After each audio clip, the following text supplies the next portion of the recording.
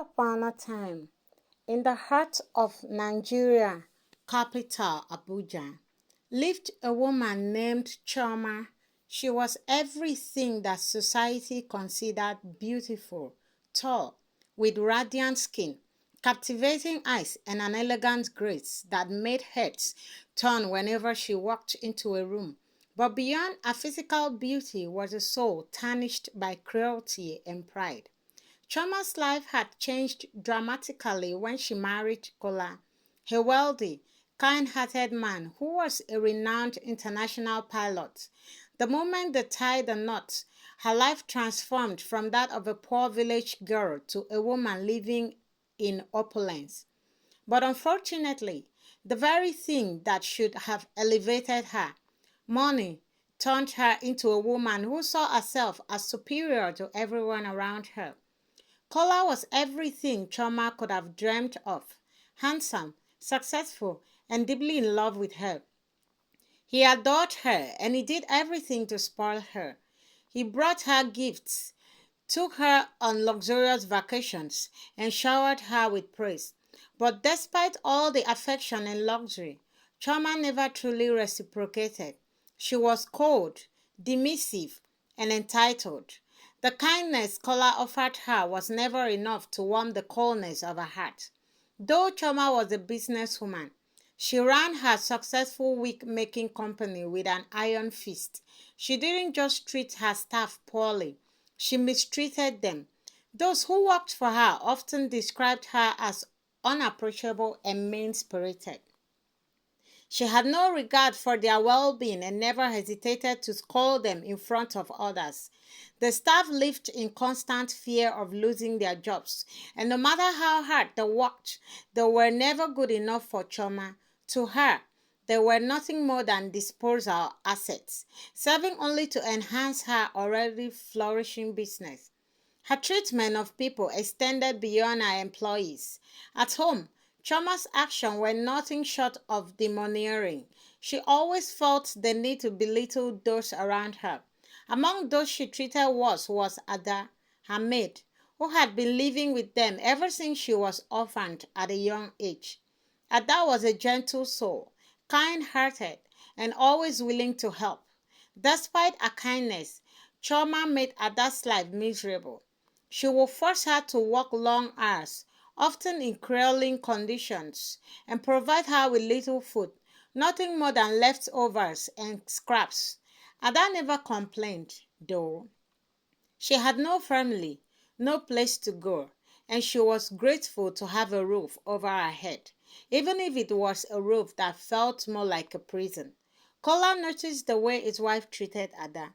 He could see the bruises, the exhaustion in the girl's eyes, and the way Choma would raise her voice unnecessarily.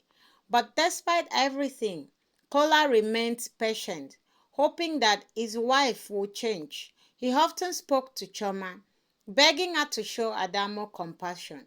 "She's a human being, for goodness sake, Choma," he would say gently, his voice filled with concern. "She deserves your respect, at least. Don't treat her like a trash. She's someone else's daughter." But Choma would dismiss his pleas with a wave of her hand. "She's just a maid, Kola. I'm paying her to work, not to be treated like family. Or do you want her as a wife? I should go ahead and leave you be. Don't forget where she comes from." Every time he tried to intervene, Choma would accuse him of being too kind and too soft. She would accuse him of caring more for Ada than he cared for her.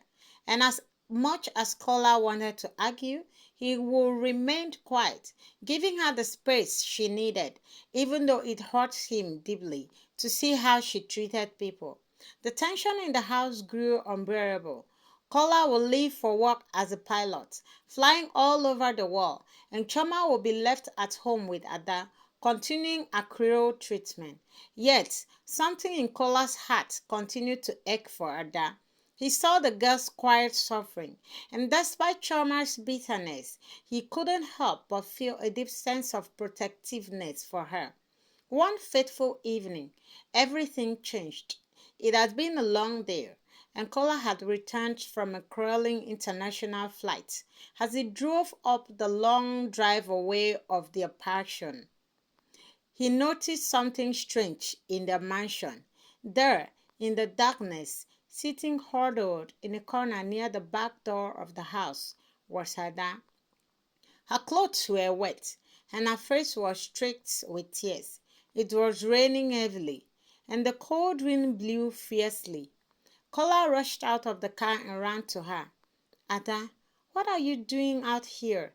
His voice was filled with shock and concern. Ada looked up at him, his face a mix of fear and exhaustion. Ma, ma, Madam, she kicked me out, sir.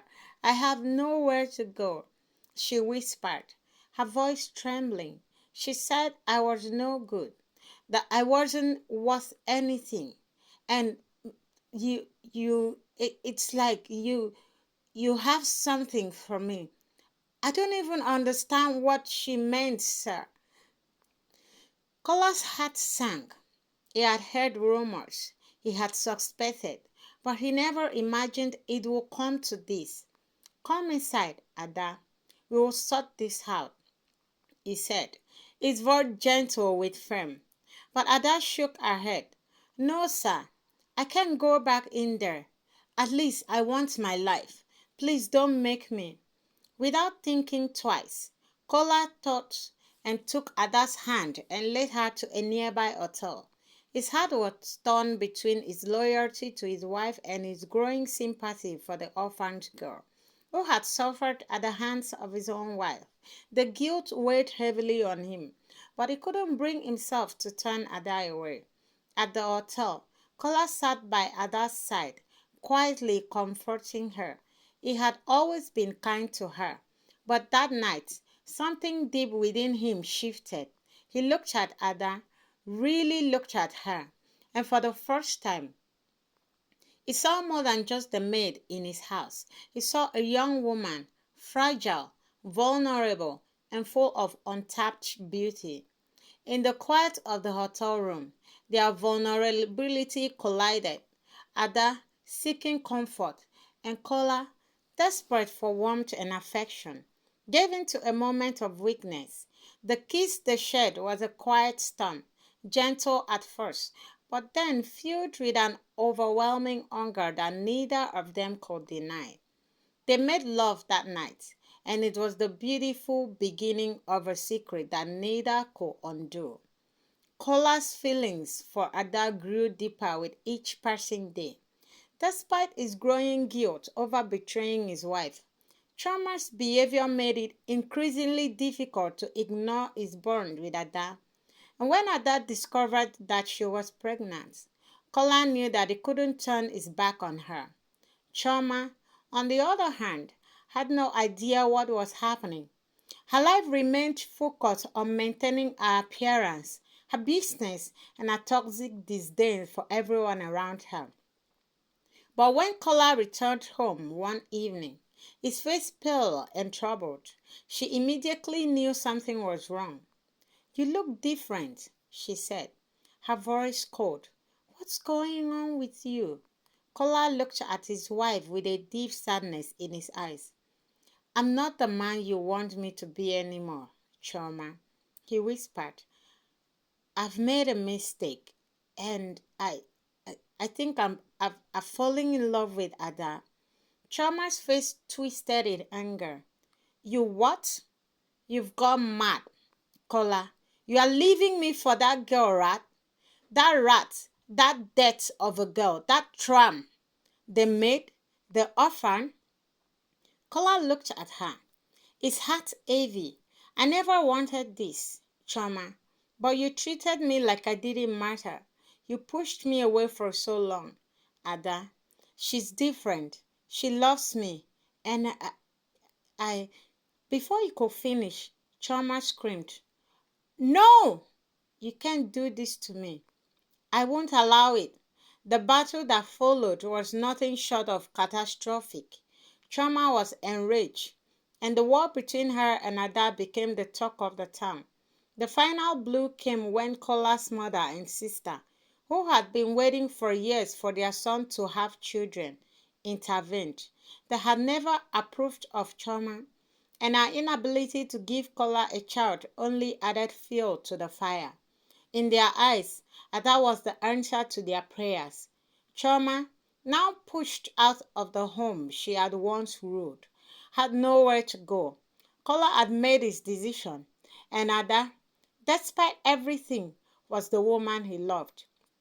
In the end, Charma's life fell apart. Her business crumbled, her beauty faded, and she became a shadow of the woman she once was.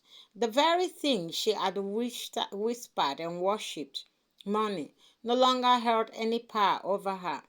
As for Kola and Ada, they built a life together. Ada gave birth to a wealthy and healthy child, and Kola finally found peace in the love he shared with her. But Charma, with her heart hardened by cruelty, could only watch from the sidelines as the life she had once taken for granted slipped away just like that. And so, the story ended of love, betrayal, and redemption. The price of cruelty in a world where kindness and compassion are always the true treasures. Hello, besties. What do you people learn from this story? Please ensure to drop your comments. Always click on the notification button and subscribe to this channel. Share the channel and share the video. Thank you very much.